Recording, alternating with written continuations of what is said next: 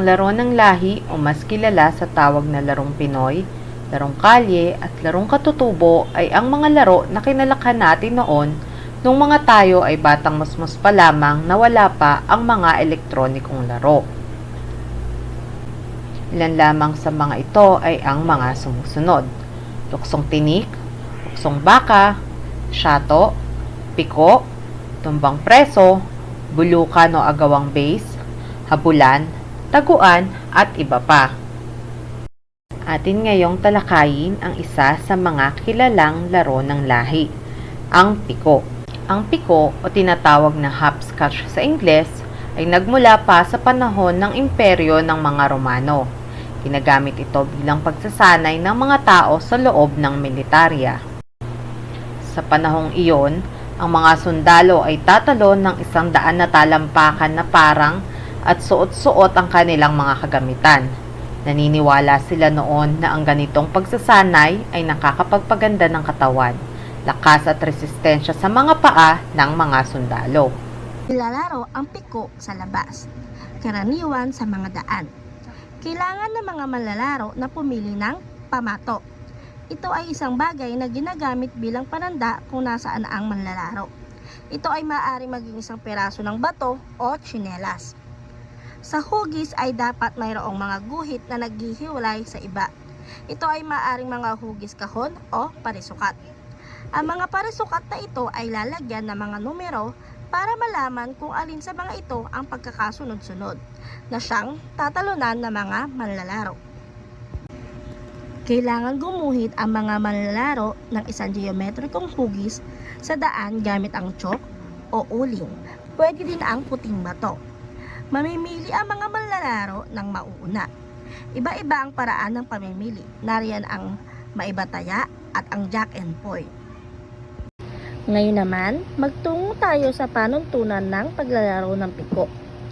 Ang manlalaro ay kailangan maghagis ng kanilang mga pamato sa loob ng guhit. Kailangan hindi ito mapunta sa guhit o sa labas ng guhit. Ang manlalaro ay di dapat nakaapak sa mga guhit.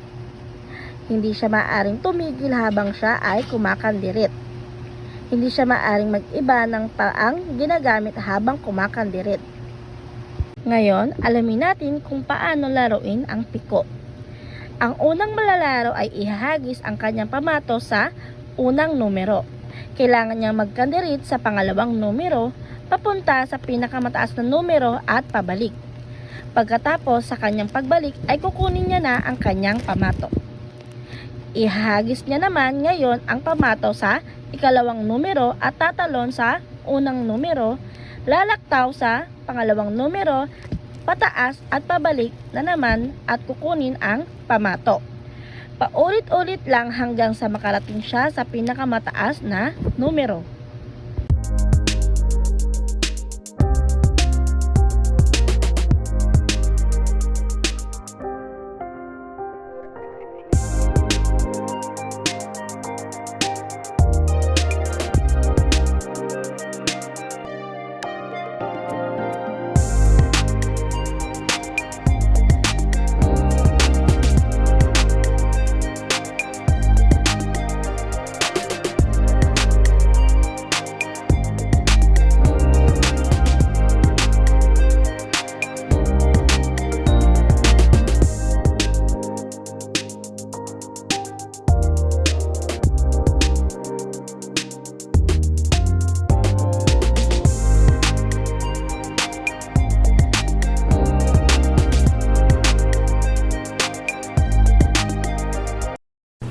Atin naman ngayong talakayin ng isa pa sa mga laro ng ating lahi, ang luksong tinik.